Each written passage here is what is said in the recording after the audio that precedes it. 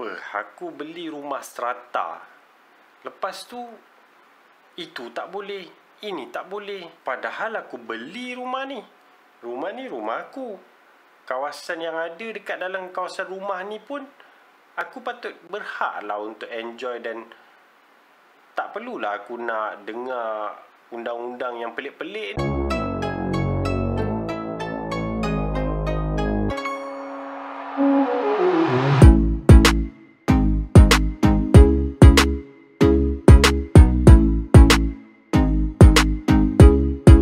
Assalamualaikum. Bismillahirrahmanirrahim. Terima kasih sekali lagi sudi menonton video-video aku dekat channel YouTube aku ni. Hari ni aku nak cerita pasal strata management, pengurusan strata.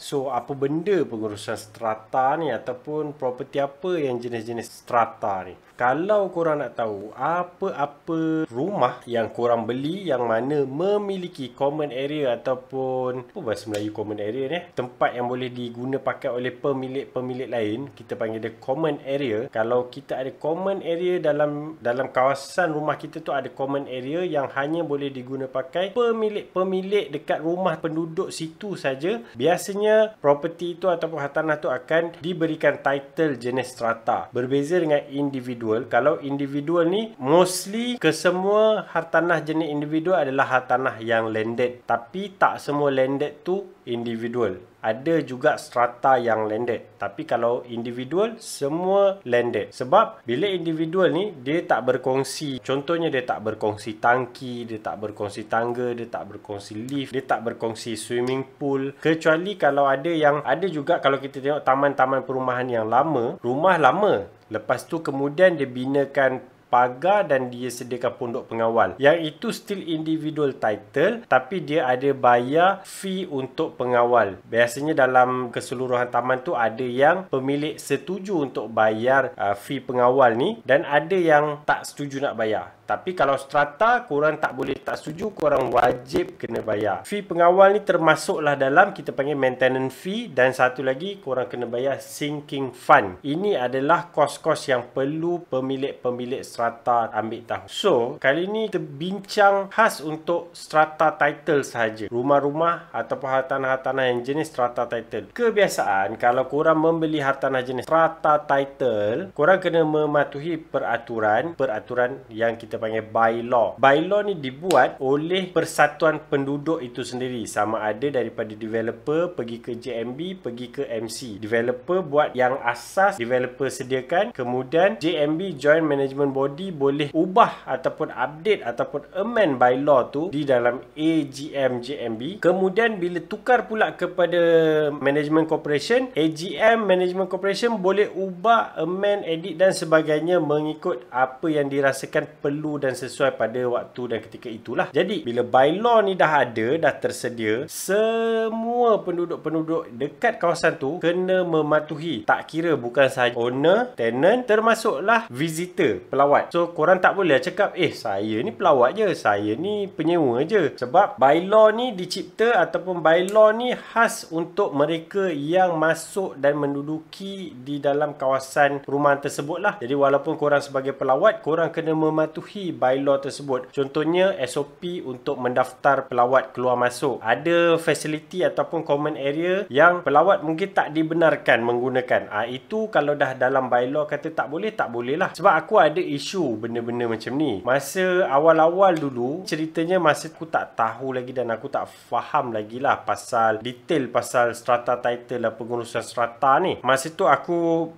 beli sebuah kondominium, yang mana kondominium ni of course adalah jenis strata lah. Jadi masa tu dekat kondominium ni adalah swimming pool. Dia tak adalah gempak sangat, swimming pool biasa je. Lepas tu family datang, anak lebih kurang bayi-bayi anak aku baru setahun, anak dia lebih kurang 5 tahun. Nak mandi swimming pool tak dibenarkan. Disebabkan masa tu aku cakap anak saudara nak mandi. Masa kalau kita nak mandi swimming pool, kita kena daftar nama. Jadi aku bagi tahulah anak saudara saya hari ni nak mandi swimming pool, sebab aku jarang-jarang mandi. Jadi aku datang office, aku bagi tahulah nak isi nama. Lepas tu anak saudara saya nak mandi ni. Terus dia kata, visitor tak boleh mandi. Aku macam terkejut. Tak ada pula nampak dekat mana-mana notis di sekitar kawasan kolam renang, dalam lift, dekat common area lain, dekat kawasan notice board semua. Aku memang pergi dan aku ambil gambar. Tak ada pula mengatakan visitor tak boleh. Rupanya dia mention dekat mana? Dekat pas pelawat. Manalah aku tahu, sebab aku tak pernah dapat pas pelawat sebab aku bukan pelawat. Dekat belakang pas pelawat tu dia ada tulis tidak boleh menggunakan common area. So aku rasa, pada pendapat aku, mungkin ada orang yang merasakan betul lah, setujulah dengan undang-undang tu. Tapi pada pendapat aku rasa macam kurang sesuai ataupun sedikit tidak adil lah. Sebab aku anggap yes, mereka ni visitor, tapi bukannya orang yang siapa-siapa suka-suka hati keluar masuk. Mereka ni adalah visitor ataupun tetamu kepada pemilik rumah dekat dalam residence yang aku duduk ni. Jadi aku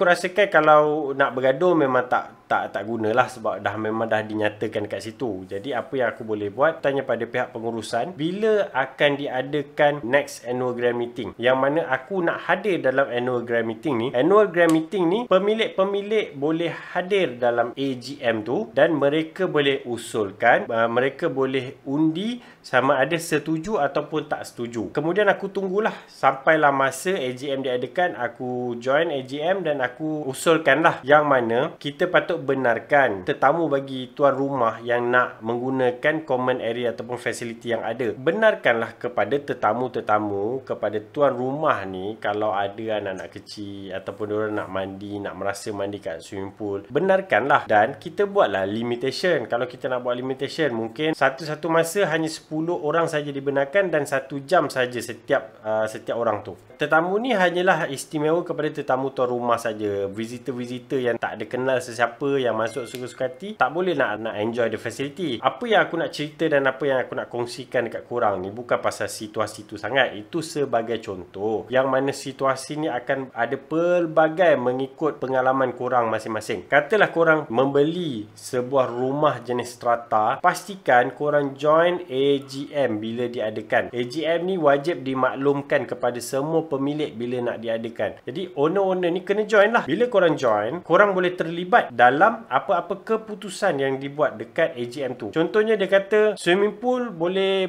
digunakan sehingga pukul 5 petang sahaja. Pemilik yang hadir masa AGM tu bersetuju, memang sampai pukul 5 petang je lah. Lepas tu tak boleh digunakan. So benda ni terpulang kepada penduduk tu sendiri untuk menetapkan undang-undang di tempat tinggal mereka. Jadi korang kena hadir. Mungkin ada peraturan yang korang rasa tak setuju, bawa bincang dekat AGM. Kita tak perlu nak bergaduh dekat pejabat, kita tak perlu nak bergaduh dengan jiran-jiran, kita tak perlu nak bergaduh dengan komiti. Tapi kita perlu menggunakan cara yang profesional, iaitu korang kena hadir dekat AGM, bawakan usul dan dapatkan undian. Tapi kalau kita dah undi dan tak persetujuan majoriti, kita nak buat macam mana? Dia macam dalam parlimen jugalah. Kita kena terimalah. Alhamdulillah masa aku usulkan tu untuk tetamu tuan rumah dapat akses juga untuk ke common area macam swimming pool, sebenarnya ramai yang setuju dan ramai rupanya yang rasa perkara yang sama. Jadi dapatlah aku ubah punya SOP tu, daripada sebelum ni tak boleh visitor, hari ini dah boleh tetamu-tetamu kepada tuan rumah boleh datang untuk enjoy fasiliti yang ada. So kalau korang mendapati dekat dalam undang-undang di tempat kawasan residence korang tu, korang rasa macam sangat sama ada berat sebelah ataupun tak adil, korang tak selesa, korang boleh usulkan dekat AGM dan korang boleh bersetuju ataupun tak bersetuju. Dan kat situ korang boleh berbincang lah. Kalau kata tak setuju, kenapa korang tak setuju? Kalau setuju, kenapa korang setuju? Beberapa bulan lepas viral, kita ada artis yang macam Z Zaidi, Awal Syari, yang mana mereka ada isu dengan pihak pengurusan rumah yang diorang beli. Kita tengok pun rasa macam geram kan. Kita beli rumah, itu yang aku rasa dululah. Beli rumah pada aku mahal untuk kemampuan aku. Beli rumah mahal-mahal, kau tak boleh nak enjoy dan kau kena ikut pula peraturan-peraturan yang kau rasa macam tak masuk akal ni. Sebab tu korang kalau membeli, dan bagi mereka yang belum membeli lagi rumah ataupun belum pernah membeli rumah dan ini kali pertama korang nak membeli rumah, kebanyakan rumah-rumah sekarang adalah rumah-rumah jenis strata. Sebab rumah-rumah strata ni lah harga dia yang mampu milik lah compare tu mampu dengar kebanyakannya. Jadi ramai orang-orang ataupun budak-budak muda yang nak membeli rumah, mereka akan membeli rumah jenis strata. Kalau korang beli flat, korang beli apartment, korang beli kondominium, korang beli townhouse, itu semua adalah jenis strata. Sama ada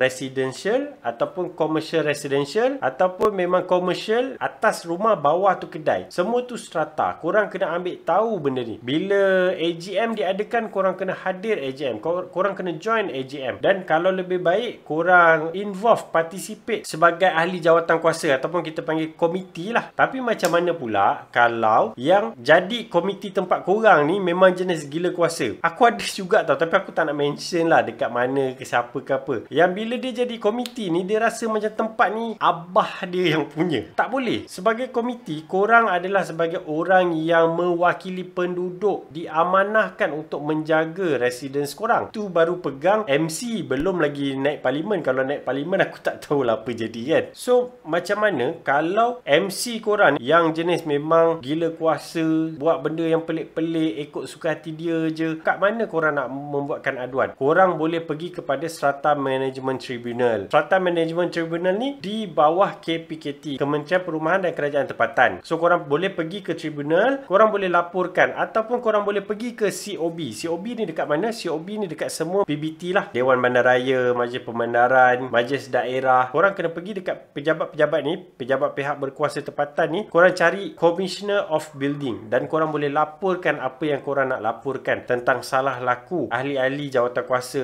penduduk di tempat korang. Dan mereka akan datang dan siasat. Lepas ni cek, ahli-ahli komiti ni, diorang tak boleh menjadi ahli jawatan kuasa lebih daripada 3 penggal berturut-turut. Setahun 1 penggal je. Jadi diorang tak boleh lebih 3 tahun berturut-turut. Dan kalau mereka memegang jawatan, contohnya sebagai pengerusi, sebagai setiausaha, sebagai bendahari, mereka yang memegang jawatan ni tak boleh memegang jawatan melebihi 2 term berturut-turut ataupun 2 tahun berturut-turut. Kalau term pertama dia dah jadi pengerusi, term kedua dia dah jadi pengerusi, term ketiga dia kena jadi ahli biasa, term keempat dia dah tak boleh jadi, dia kena beri peluang kepada orang lain dan orang lain pula akan menggantikan. Dan setelah selesai term keempat, pengerusi yang lama ni contohnya dia boleh apply sekali lagi, dia boleh mendapatkan undian sekali lagi untuk jadi ahli sebagai komiti pada penggal yang kelima dan seterusnya. Maksudnya as long tak melebihi 3 penggal, dia okey. Kalau melebihi 3 penggal, korang kena laporkan dekat COB. Bagi tahu, saya punya pihak pengurusan tu, saya punya pengerusi tu, saya rasa dah 10 tahun muka dia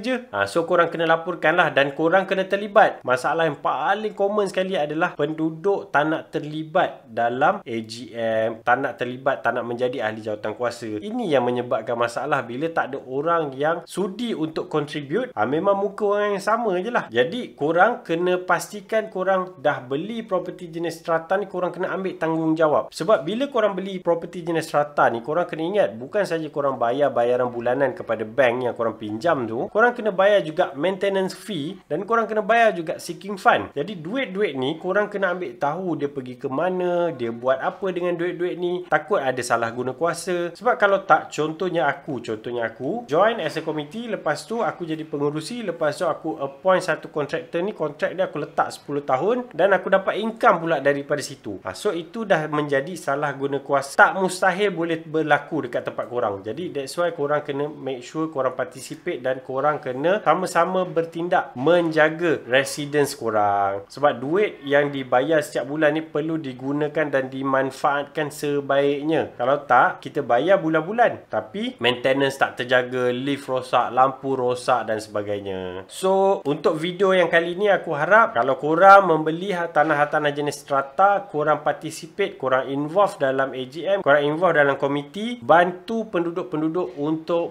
membuat keputusan. So ambil peluang untuk belajar dengan ahli-ahli komiti yang lain. Selain daripada itu, tambahlah ilmu-ilmu berkaitan dengan pengurusan strata ni. Make sure kalau beli, jangan buat tak tahu. Sebab korang dah beli rumah tu mahal-mahal, korang dah bayar maintenance fee, sinking fund mahal-mahal, tapi korang tak tahu apa yang berlaku, apa yang jadi dekat duit yang korang bayar tu. Harap video ini membantu dan insyaAllah kita jumpa dalam video-video yang akan datang. Kalau korang ada apa-apa soalan berkaitan dengan hal tanah, korang boleh share dekat komen dan insyaAllah aku akan sediakan satu konten untuk kita discuss tentang isu tersebut. Assalamualaikum.